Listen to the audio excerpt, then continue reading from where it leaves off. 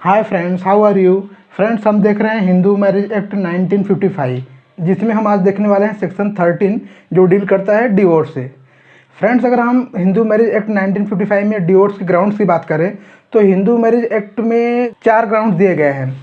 पहला जो है वो फॉल्ट के ग्राउंड पे, ठीक है, फॉल्ट ग्राउंड्स जो सेक्शन 13 में दिया गया है। और दूसरा जो है वो ब्रेक डाउन ग्राउंड जो सेक्शन 13(1)(a) के फर्स्ट और 13(1)(a) के सेकंड में दिया गया है। और थर्ड जो है डिवोर्स बाय म्यूचुअल कंसेंट जो कि सेक्शन 13(b) में दिया गया है। और फोर्थ जो है वो कस्टमरी डिवोर्स जो कि सेक्शन 29 सबसेक्शन 2 में दिया गया है। लेकिन फ्रेंड्स, आज हम सिर्फ सेक्शन 13 की बात करेंगे जो डील करता है डिवोर्स से। फ्रेंड्स, सेक्शन 13 जो है वो उसमें 2 सबसेक्शन है, सबसेक्शन 1 एंड सबसेक्शन 2। और सबसेक्शन 1 में 7 क्लॉज दिए गए हैं, 1 to 7, और सबसेक्शन 2 में 4 क्लॉज दिए गए हैं, ठीक है। सो फ्रेंड्स, सेक्शन 13 के सबसेक्शन 1 में ये 9 ग्राउंड दिए गए हैं। इन 9 ग्राउंड्स के बेस पे पति या पत्नी दोनों में से एक जिसको डिवोर्स लेना है डिवोर्स ले सकते हैं, ठीक है। तो कौन कौन से ग्राउंड हैं? पहला जो है एडल्ट्री, दूसरा क्रूएल्टी, तीसरा डिजर्सन, चौथा कन्वर्जन, पांचवा इंसैनिटी, छठवां लेप्रेसी, सातवां वेनेरियल डिजीज, आठवां रिनाउंशिएशन, नौवां presumption of death. So friends, हम सेक्शन 13 की बेयर एक्ट की लैंग्वेज देखते हैं। सेक्शन 13 के सबसेक्शन में क्या दिया गया है कि any marriage solemnized whether before or after the commencement of this act may on a petition presented by either the husband or the wife be dissolved by a decree of divorce on the ground that the other party। Friends, में क्या दिया गया है कि कोई marriage चाहे वो Hindu marriage act 1955 के कमेंसमेंट के पहले हुई हो और चाहे वो हिंदू मैरिज एक्ट 1955 के कमेंसमेंट के बाद हुई हो, अगर पति या पत्नी दोनों में से एक उस मैरिज को डिसॉल्व करने के लिए, उस शादी को ख़त्म करने के लिए कोर्ट में पिटीशन दाखिल करते हैं तो उस शादी को डिवोर्स की डिक्री द्वारा ख़त्म किया जा सकेगा। इस ग्राउंड पे, इस मुद्दे पे कि जो दूसरी पार्टी है वो ये जो सेक्शन 13 के सबसेक्शन 1 में जो ये 9 ग्राउंड दिए गए हैं क्लॉज 1 to 7 में, इस एक्ट का दोषी है। तो फ्रेंड्स, हम देखते हैं कौन कौन से ग्राउंड है। तो जो पहला ग्राउंड है सबसेक्शन 1 का क्लॉज 1 का, उसमें क्या दिया गया है कि has after the solemnization of marriage had voluntarily sexual intercourse with any person other than his or her spouse. Means शादी के बाद, शादी हो जाने के बाद अगर उनमें से कोई भी, पति या पत्नी दोनों में से कोई भी किसी दूसरे के साथ, मीन्स अपने जीवन साथी को छोड़ के किसी दूसरे के साथ सेक्सुअल इंटरकोर्स करता है, उसके साथ शारीरिक संबंध बनाता है, तो इस ग्राउंड पे जो पिटिशनर होगा, जो डिवोर्स की पिटिशन दाखिल करेगा, तो उसको इस ग्राउंड पे डिवोर्स मिल सकता है। मीन्स पति या पत्नी में से कोई अगर अडल्ट्री कमिट करता है, ठीक है, कोई अडल्ट्री कमिट करता है तो दूसरी पार्टी को on the ground of adultery divorce मिल सकता है। फ्रेंड्स, इसको हम एक एग्जाम्पल द्वारा समझते हैं। सपोज एच और डब्लू, एच मीन्स हस्बैंड और डब्लू मीन्स वाइफ, ठीक है, इन दोनों की मैरिज होती है। और अगर मैरिज होने के बाद, शादी होने के बाद, जैसा कि सबसेक्शन 1 की क्लॉज 1 में दिया गया है कि शादी होने के बाद अगर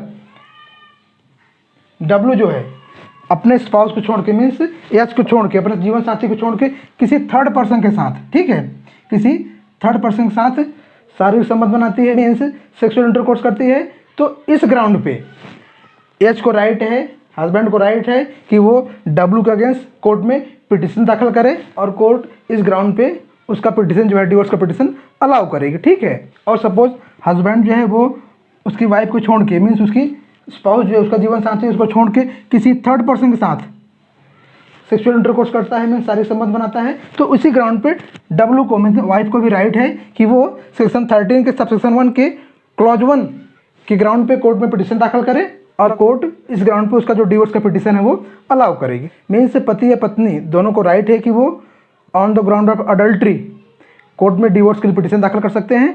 और अडल्ट्री पूरी होती है तो जो पिटिशनर है उसका पिटिशन अलाउ होगा और डिवोर्स की डिक्री से उनकी जो मैरिज है वो डिसॉल्व हो जाएगी, ठीक है। फ्रेंड्स, हम अगला क्लॉज देखते हैं, क्लॉज फर्स्ट का ए, जो डील करता है क्रूएल्टी से। उसमें क्या दिया गया है कि has after the solemnization of marriage treated the petitioner with cruelty. शादी होने के बाद अगर शादी के एक पक्षकार दूसरे को क्रूअल ट्रीटमेंट देता है, मीन्स उस पर अत्याचार करता है किसी प्रकार का, तो उस ग्राउंड पे जिसके ऊपर अत्याचार हुआ है वो कोर्ट में पिटिशन दाखिल करेगा और डिवोर्स के डिक्री द्वारा उस शादी को डिसॉल्व कर सकेगा। सो फ्रेंड्स, हम इसको एक एग्जांपल द्वारा समझते हैं कि सपोज ए और बी के बीच मैरिज होती है, ठीक है, और शादी होने के बाद ए जो है बी को क्रूअल ट्रीटमेंट देता है, ए जो है बी पे अत्याचार करता है, ठीक है, चाहे वो किसी प्रकार का अत्याचार हो, चाहे फाइनेंशियल हो, फिजिकल हो, मेंटल हो, ठीक है, चाहे वो अत्याचार, चाहे वो क्रूअल्टी, फिजिकल क्रूअल्टी हो, चाहे मेंटल क्रूअल्टी हो, चाहे फाइनेंशियल क्रूअल्टी हो। अगर ए बी के ऊपर क्रूअल्टी करता है तो बी को राइट है कि क्रूअल्टी के ग्राउंड पे ए के अगेंस्ट कोर्ट में पिटिशन दाखिल करे डिवोर्स के लिए और उस शादी को डिसॉल्व कर ले, ठीक है।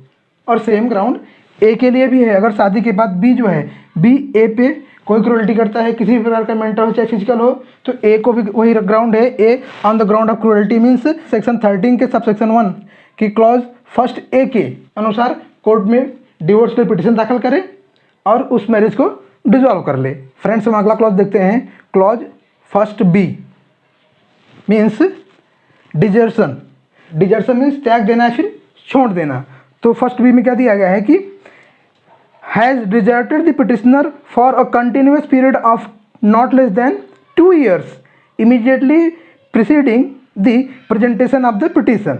फ्रेंड्स, में क्या दिया गया है कि अगर पति या पत्नी में से कोई भी दूसरे को मीन्स पति पत्नी को या फिर पत्नी पति को कंटिन्यू 2 साल से ज़्यादा पीरियड तक त्याग देता है तो इस ग्राउंड पे वो दोनों एक दूसरे से डिवोर्स ले सकते हैं। अगर पत्नी ने पति का त्याग किया है तो पति को राइट है कि डिजर्सन के ग्राउंड में कोर्ट में पिटिशन दाखिल करे और उस मैरिज को डिसॉल्व कर ले, और अगर पत्नी ने पति का त्याग किया है तो पत्नी को राइट है कि डिजर्सन के ग्राउंड पे कोर्ट में पिटिशन दाखिल करे और उस मैरिज को डिसॉल्व कर ले। लेकिन जो डिजर्सन है वो 2 साल से कम नहीं होना चाहिए। 2 साल से ज़्यादा चलेगा, 3 साल हो, 4 साल, 5 साल हो, लेकिन 2 साल से कम नहीं होना चाहिए। और जिस दिन पिटिशन दाखिल किया इस ग्राउंड पे उसके तुरंत पहले का होना चाहिए, ठीक है। फ्रेंड्स, इसको हम एग्जाम्पल द्वारा समझते हैं। सपोज ए ने बी से मैरिज की, ठीक है। मैरिज करने के बाद, शादी होने के बाद ए ने बी का त्याग कर दिया, ठीक है, और 3 साल जो है वो बीत गए, लेकिन ए ने बी के साथ कोहैबिटेशन शुरू नहीं किया, ठीक है। तो बी को राइट है कि वो सेक्शन 13 के सबसेक्शन 1 के क्लॉज आई बी के अनुसार डिवोर्स के लिए पिटिशन दाखिल करके उस मैरिज को डिसॉल्व कर सके। और अगर बी ने ए का त्याग किया है तो ए को भी सेम राइट जो है बी के अगेंस्ट है, ए को भी राइट है कि वो बी के अगेंस्ट डिजर्सन ग्राउंड पे पिटिशन दाखिल करे और उस मैरिज को डिसॉल्व कर ले, ठीक है। लेकिन ये जो पीरियड है डिजर्सन का वो 2 साल से कम नहीं होना चाहिए, ठीक है। जो डिजर्सन का पीरियड है वो 2 साल से कम नहीं होना चाहिए और जिस दिन वो पिटिशन दाखिल हो रहा है उससे तुरंत पहले का होना चाहिए और कंटिन्यूस होना चाहिए। सपोज ए ने बी का 1 ईयर के लिए त्याग किया, ठीक है, 1 साल के लिए ए ने बी को छोड़ दिया। फिर उसके बाद ये दोनों साथ रहने लगे, ये लोग 5-6 महीने साथ में रहे। उसके बाद फिर से ए ने बी को छोड़ दिया, ठीक है, और 1 साल फिर से बीत गए। अभी 2 साल तो हो गए, 1 साल के लिए पहले त्याग दिया था और 1 साल के लिए अब, लेकिन बीच में 6 महीने के लिए दोनों 5-6 महीने के लिए दोनों साथ में रहे थे, तो इसलिए वो काउंट नहीं होगा पहले वाला 1 साल। फिर से 2 साल का कंटिन्यूस डिजर्सन चाहिए। जो पहले 1 साल छोड़ा था उसके बाद फिर से दोनों साथ रहने लगे तो जो पहले का वो 1 साल है वो काउंट नहीं होगा। जो डिजर्सन है वो कंटिन्यूस चाहिए और पिटिशन दाखिल करने के तुरंत पहले का चाहिए, ठीक है। फ्रेंड्स, अब हम अगला क्लॉज देखते हैं। Clause second means conversion. इसमें क्या दिया गया है कि has ceased to be Hindu by conversion to another religion. Means पति या पत्नी दोनों में से कोई एक अपना धर्म परिवर्तन कर लेता है जिससे कि वो हिंदू नहीं रह जाता, ठीक है, वो हिंदू धर्म छोड़ के कोई दूसरा धर्म अपना लेता है, ठीक है। तो इस ग्राउंड पे भी डिवोर्स का पिटिशन दाखिल किया जा सकता है। फ्रेंड्स, इसको हम एक एग्जांपल द्वारा समझते हैं। सपोज एक पर्सन है जिसने दूसरे पर्सन बी से शादी की। शादी करने के बाद थोड़े दिन में ए ने अपना धर्म परिवर्तन कर लिया, ए ने हिंदू धर्म छोड़ के कोई दूसरा धर्म अपना लिया, मीन्स वो कन्वर्ट हो गया किसी और धर्म में, ठीक है। तो इस ग्राउंड पे बी को राइट है, बी को अधिकार है कि वो कन्वर्जन के ग्राउंड पे ए के अगेंस्ट कोर्ट में पिटिशन दाखिल करके उस मैरिज को डिसॉल्व कर ले, ठीक है। और सेम ग्राउंड ए के लिए भी है, अगर बी शादी होने के बाद अगर बी ने अपना धर्म परिवर्तन कर लिया, हिंदू धर्म छोड़ के कोई और धर्म अपना लिया, किसी और धर्म में कन्वर्ट हो गई, तो ए को भी राइट है कि वो कन्वर्जन के ग्राउंड पे सेक्शन 13 के सबसेक्शन 1 के क्लॉज 2 के अनुसार पिटिशन दाखिल करके उस मैरिज को डिसॉल्व कर ले। फ्रेंड्स हम अगला क्लॉज देखते हैं, क्लॉज 3 मीन्स इंसैनिटी। फ्रेंड्स इसमें क्या दिया गया है कि has been incurably of unsound mind or has been suffering continuously or intermittently from mental disorder of such kind and to such an extent that the petitioner cannot reasonably be expected to live with the respondent। Friends में क्या दिया गया है कि पति या पत्नी में से कोई एक दिमाग की ऐसी बीमारी से पीड़ित है जिसका इलाज नहीं हो सकता, और कंटिन्यूसली मीन्स लगातार, या फिर इंटरमिटेंटली मीन्स बीच बीच में मेंटल डिसऑर्डर से इस तरह पीड़ित हो और इस हद तक पीड़ित हो कि जो पिटिशनर का मीन्स वादी का प्रतिवादी के साथ रहना असंभव हो जाए। फ्रेंड्स इसको हम एक एग्जांपल द्वारा समझते हैं। सपोज ए ने बी के साथ शादी की, ठीक है। शादी होने के बाद ए या बी में से एक कोई दिमाग की ऐसी बीमारी से पीड़ित हो जाए जिसका इलाज ही ना हो। अगर सपोज ए ऐसी बीमारी से पीड़ित हो जाता है जिसका इलाज ना हो, या फिर ए लगातार या फिर बीच बीच में मेंटल डिसऑर्डर से इस तरह पीड़ित है, इस हद तक पीड़ित है कि बी का ए के साथ रहना पॉसिबल न हो, तो उस ग्राउंड पे बी को राइट है कि बी कोर्ट में सेक्शन 13 के सबसेक्शन 1 के क्लॉज 3 के अनुसार पिटिशन दाखिल करे और उस मैरिज को डिसॉल्व कर ले।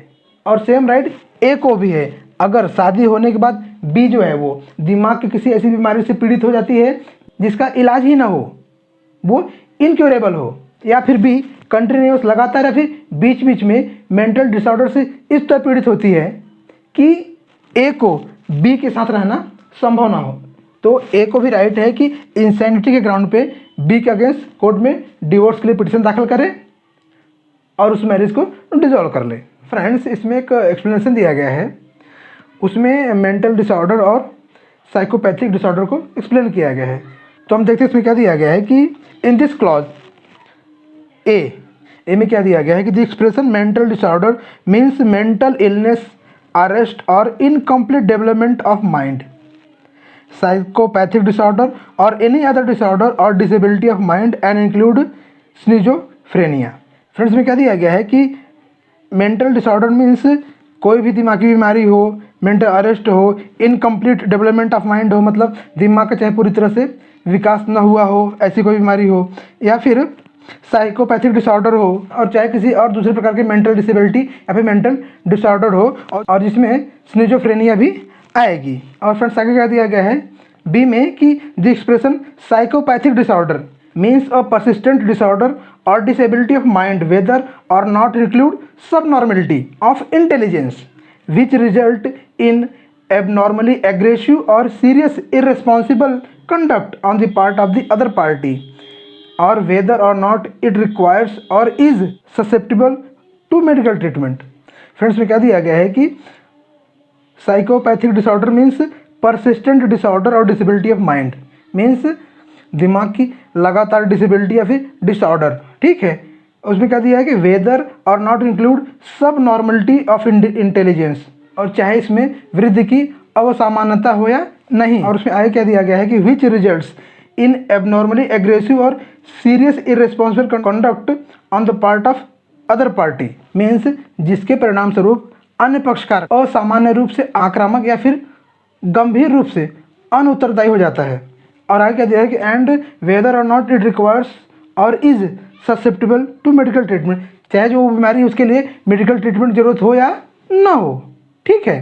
फ्रेंड्स हम अगला क्लॉज देखते हैं, क्लॉज नंबर 4 जो डील करता है लेप्रेसी से। लेप्रेसी मीन्स कुष्ठ रोग या फिर कोढ़ होता है, ठीक है। लेप्रेसी मीन्स कुष्ठ रोग या फिर कोढ़। फ्रेंड्स में क्या दिया गया है कि has been suffering from virulent and incurable form of leprosy. Means पति या पत्नी में से कोई एक अगर कुष्ठ रोग से पीड़ित है जो संक्रामक है और जिसका इलाज नहीं हो सकता, तो दूसरे पक्षकार को अधिकार है, राइट है कि वो इस ग्राउंड पे डिवोर्स के लिए कोर्ट में पिटीशन दाखिल करे और उस मैरिज को डिसॉल्व कर ले। फ्रेंड्स फॉर एग्जांपल सपोज ए और बी की मैरिज होती है, ठीक है। मैरिज होने के बाद, शादी होने के बाद ए जो है किसी संक्रामक कुष्ठ रोग से पीड़ित हो जाता है जिसका इलाज नहीं हो सकता है, तो बी को राइट है कि बी सेक्शन 13 के सब सेक्शन 1 के क्लॉज 4 के अनुसार कोर्ट में डिवोर्स के लिए पिटीशन दाखिल करके उस मैरिज को डिसॉल्व कर ले। और सेम राइट ए को भी है। अगर बी किसी ऐसी बीमारी से पीड़ित हो जाती है जैसा कि क्लॉज 4 में दिया गया है, तो ए को भी राइट है कि ए सेम ग्राउंड पे कोर्ट में डिवोर्स के लिए पिटीशन दाखिल करके उस मैरिज को डिसॉल्व कर ले। फ्रेंड्स हम अगला क्लॉज देखते हैं, clause 5 means venereal disease. Venereal disease means जननांग संबंधी बीमारी। फ्रेंड्स में क्या दिया गया है क्लॉज 5 में कि has been suffering from venereal disease in a communicable form. Friends में क्या दिया गया है कि अगर दूसरा पक्षकार मीन्स शादी के जो दोनों पक्षकार हैं हस्बैंड वाइफ, उसमें से जिसने पिटीशन दाखिल किया है उसको छोड़ के जो दूसरा पक्षकार है जिसके अगेंस्ट उसने पिटीशन दाखिल किया है, वो पक्षकार किसी कम्युनिकेबल फॉर्म के यौन रोग से पीड़ित हो। मीन्स हस्बैंड वाइफ में से कोई एक अगर किसी ऐसे कम्युनिकेबल फॉर्म के यौन रोग से पीड़ित है, तो दूसरे को राइट है कि वो उस ग्राउंड पे कोर्ट में पिटीशन दाखिल करके उस मैरिज को डिसॉल्व कर ले। फ्रेंड्स इसको हम एग्जांपल द्वारा समझते हैं। सपोज ए और बी की मैरिज होती है और उसके बाद ए किसी ऐसी यौन बीमारी से पीड़ित हो जाता है जो कम्युनिकेबल फॉर्म की है, मीन्स जो फैल सकती है, जो एक व्यक्ति से दूसरे व्यक्ति के अंदर जा सकती है, ठीक है।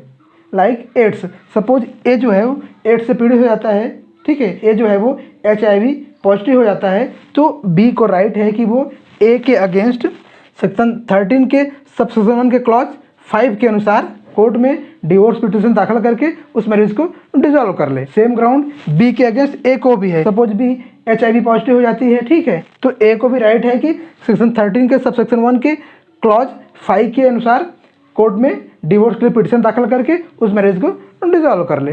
फ्रेंड्स हम क्लॉज 6 देखते हैं, मीन्स रेनाउंशिएशन। रेनाउंशिएशन मीन्स परित्याग करना, संसारी सुखों का त्याग करना, मीन्स साधु सन्यासी हो जाना, ठीक है। तो फ्रेंड्स इसमें क्या दिया गया है कि has renounced the word by entering any religious order. Means जो दूसरा पक्षकार है वो किसी धार्मिक आश्रम में प्रवेश करके संसार का परित्याग कर चुका हो। मीन्स पति या पत्नी में से कोई एक सांसारिक सुखों का त्याग करके साधु सन्यासी हो जाता है, तो दूसरे को अधिकार है कि वो कोर्ट में उस ग्राउंड पे डिवोर्स पिटीशन दाखिल करके उस मैरिज को डिसॉल्व कर ले।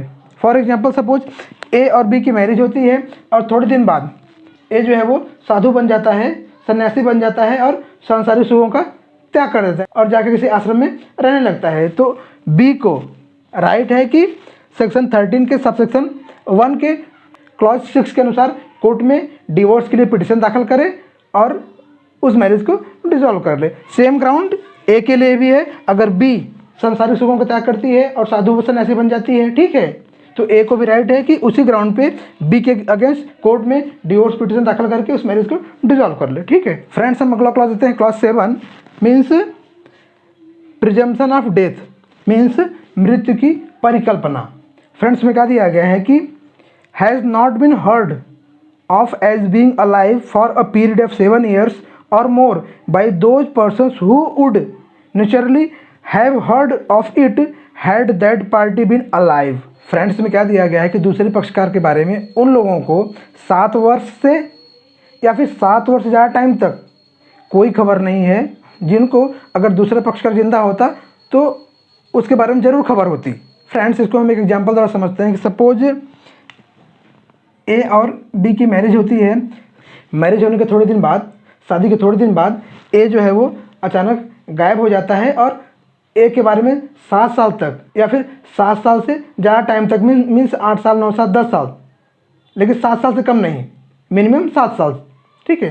तो ए के बारे में 7 साल से कोई खबर नहीं है बी को, या फिर उन लोगों को जिनको अगर ये जिंदा होता तो ज़रूर मालूम होता कि ये जिंदा है, मीन्स इसके माता पिता, इसके नियर रिलेटिव। तो बी को अधिकार है कि बी जो है सेक्शन 13 के सब सेक्शन 1 के क्लॉज 7 के अनुसार कोर्ट में पिटिशन दाखिल करे डिवोर्स के लिए और उस मैरिज को डिसॉल्व कर ले। अब सेम राइट ए के लिए भी है। अगर बी जो है वो 7 साल से या फिर उससे ज़्यादा टाइम से, 8 साल से, 9 साल से, 10 साल से, लेकिन 7 साल से कम नहीं, सपोज बी जो है वो 10 साल से गायब है और बी के बारे में ए को कोई खबर नहीं है, या फिर बी के जो नियर रिलेटिव हैं उनको भी बी के बारे में कोई जानकारी नहीं है, तो ए को राइट है कि ए जो है सेक्शन 13 के सब सेक्शन 1 के क्लॉज 7 के अनुसार कोर्ट में डिवोर्स के लिए पिटिशन दाखिल करे और उस मैरिज को डिसॉल्व कर ले।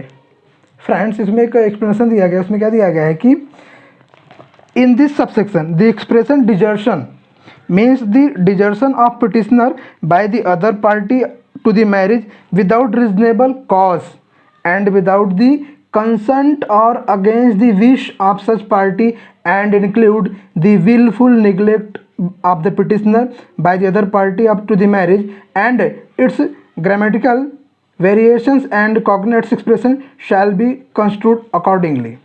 फ्रेंड्स, में क्या दिया गया है कि इन दिस सबसेक्शन, इस सबसेक्शन में द एक्सप्रेशन डिजर्शन मीन्स, जो एक्सप्रेशन है डिजर्शन उसका मतलब होता है कि desertion of petitioner by the other party of marriage without reasonable cause means वादी द्वारा प्रतिवादी का बिना किसी कारण के एंड विदाउट द कंसेंट या फिर बिना उसके कंसेंट के और against the wish of such party या फिर उसके इच्छा के विरुद्ध, बिना किसी कारण के, बिना उसकी सहमति से या फिर उसकी इच्छा के विरुद्ध, and include the wilful neglect of the petitioner by the other party to the marriage and its grammatical variations and cognates expression shall be construed accordingly, जिसमें कि प्रतिवादी द्वारा वादी का विलफुल निग्लेक्ट भी इंक्लूड है। मीन्स फ्रेंड्स, अगर इसको हम सिंपल शब्दों में समझें तो वो डिजर्शन मीन्स प्रतिवादी द्वारा वादी का बिना किसी कारण के, बिना उसके सहमति के और उसकी इच्छा के विरुद्ध त्याग करना ही डिजर्शन है। ठीक है।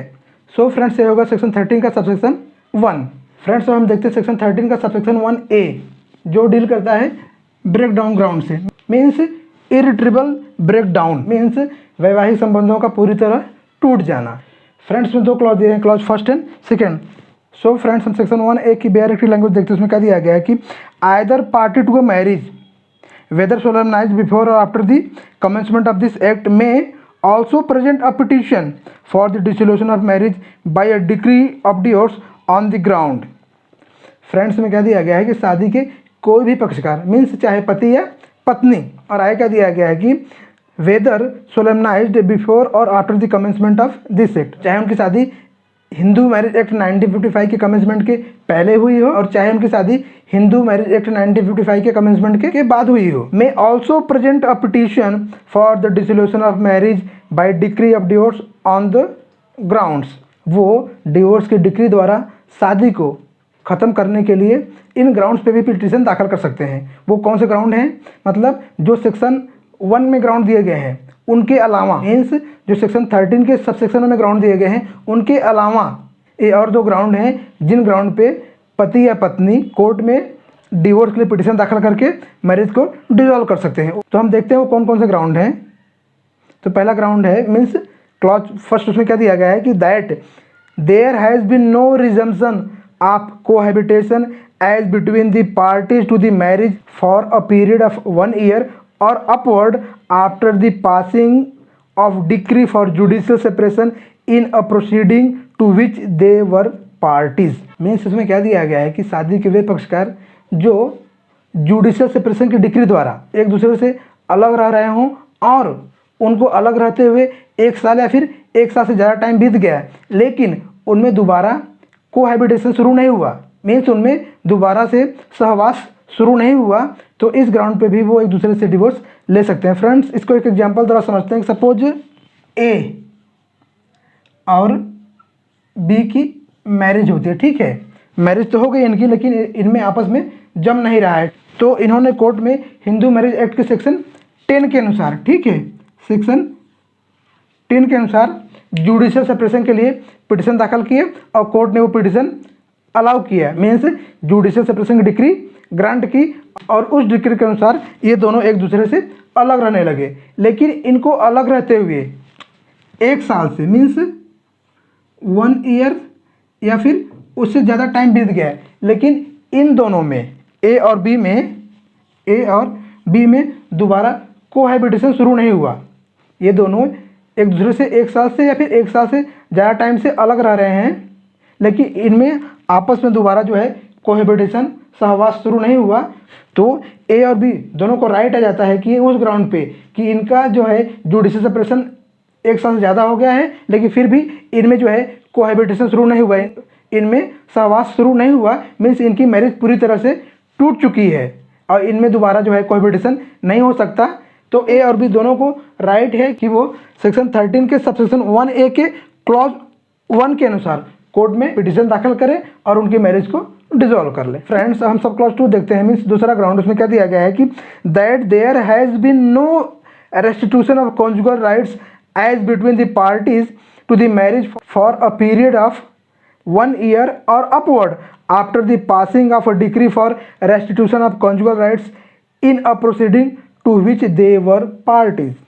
फ्रेंड्स, में क्या दिया गया है कि अगर शादी के पक्षकार में से किसी एक के फेवर में रेस्टिट्यूशन ऑफ कॉन्जुगल राइट की डिग्री पास हो गई, मीन्स दाम्पत्य अधिकारों की पुनर्स्थापना की जो डिग्री है वो पास हो गई, डिग्री पास होकर 1 साल बीत गया या फिर 1 साल से ज़्यादा समय हो गया, तो भी दाम्पत्य अधिकारों की पुनर्स्थापना नहीं हुई, तो इस ग्राउंड पर भी कोर्ट में पिटीशन दाखिल करके उस मैरिज को डिसॉल्व किया जा सकेगा।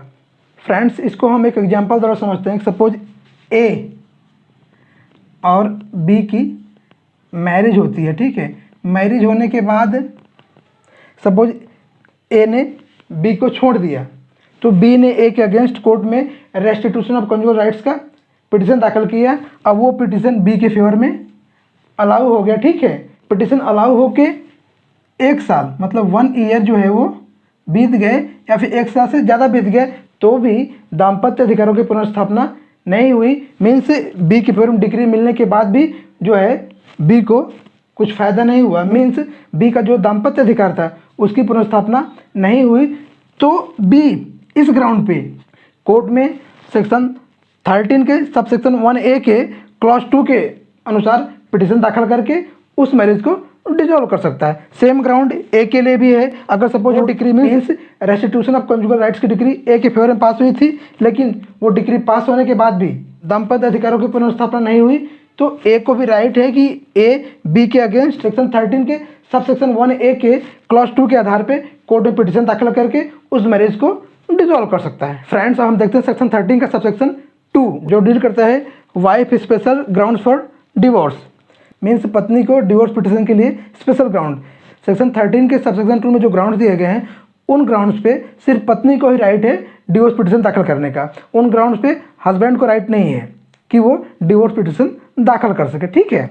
तो हम देखते हैं सेक्शन 13 के सबसेक्शन 2 में क्या दिया गया है कि अ वाइफ में also present a petition for dissolution of her marriage by a decree of divorce on the grounds. Means इस सबसेक्शन में क्या दिया गया है कि पत्नी को भी राइट है कि वो इस सेक्शन में दिए गए ग्राउंड्स के आधार पे कोर्ट में डिवोर्स पिटीशन दाखिल करके मैरिज को डिसॉल्व कर सके, मीन्स शादी को ख़त्म कर सके, ठीक है। तो इसमें 4 सब क्लॉज दिए गए हैं जिसके अनुसार पत्नी जो है वो पति के अगेंस्ट कोर्ट में पिटीशन दाखिल करके मैरिज को डिसॉल्व कर सकती है। पहला ग्राउंड क्या है कि husband having more than 1 wife living, और सेकंड ग्राउंड में रेप, सोडोमी और BCLT की बात की गई है, ठीक है। और थर्ड ग्राउंड डील करता है non resumption of marriage after a decree of maintenance, और फोर्थ ग्राउंड डील करता है रिपुडिएशन ऑफ मैरिज से। तो फ्रेंड्स, पहला ग्राउंड देखते हैं। मीन्स क्लॉज फर्स्ट में क्या दिया गया है कि in the case of any marriage solemnized before the commencement of this act that the husband had married again before such commencement, और that any other wife of the husband married before such commencement was alive at the time of solemnization of the marriage of the petitioner. Friends, में क्या दिया गया है कि अगर कोई शादी जो हिंदू मैरिज एक्ट 1955 के कमेंसमेंट के पहले हुई हो, ठीक है, और वो शादी होने के बाद हिंदू मैरिज एक्ट 1955 के कमेंसमेंट से पहले ही उसने एक और शादी कर ली, या फिर जब वो शादी कर रहा था, हिंदू मैरिज एक्ट 1955 कमेंसमेंट के पहले जब वो शादी कर रहा था उस समय वो शादी करते समय उसकी एक और पत्नी जिंदा थी, मीन्स वो शादीशुदा था। तो इस ग्राउंड पे उस पत्नी को राइट है कि वो कोर्ट में डिवोर्स पिटिशन दाखिल करे और उस मैरिज को डिसॉल्व करे। लेकिन उसमें आगे क्या दिया गया है कि provided that in either case the other wife is alive at the time of presentation of petition. लेकिन उसमें कंडीशन क्या है कि पिटिशन के प्रेजेंटेशन के समय, मीन्स पिटिशन दाखिल करते समय वो जो दूसरी वाइफ है वो जिंदा होनी चाहिए। फ्रेंड्स, इसको हम एक एग्जांपल द्वारा समझते हैं। सपोज ए और बी की मैरिज होती है 1955 से पहले, क्योंकि 1955 में हिंदू मैरिज एक्ट 1955 का कमेंसमेंट हुआ था, ठीक है। तो इनकी मैरिज जो हुई है वो कब हुई है? 1955 से पहले। तो ए और बी की मैरिज होती है कब? 1955 से पहले। लेकिन ए और बी की मैरिज के बाद ए जो है फिर से सी से मैरिज कर लेता है, ठीक है। ए जो है 1955 के पहले ए और बी की मैरिज होती है, वो मैरिज होने के बाद ए जो है फिर से सी से मैरिज कर लेता है। लेकिन ये मैरिज भी कब हुई है? 1955 से पहले हुई है। सपोज ए ने बी से मैरिज की थी 1953 में, मीन्स 1955 से पहले। लेकिन फिर से ए ने सी से मैरिज कर ली 1954 में, मीन्स ये भी दूसरी मैरिज भी 1955 से पहले हुई है, ठीक है। तो इसमें यही दिया गया है कि in the case of marriage solemnized before the commencement of this act that the husband had married again before such commencement. Before such commencement means Hindu marriage act 1955 के कमेंसमेंट के पहले। तो पहले उसने बी से मैरिज की ए ने 1953 में, और फिर उसके बाद 1954 में सी से मैरिज कर ली।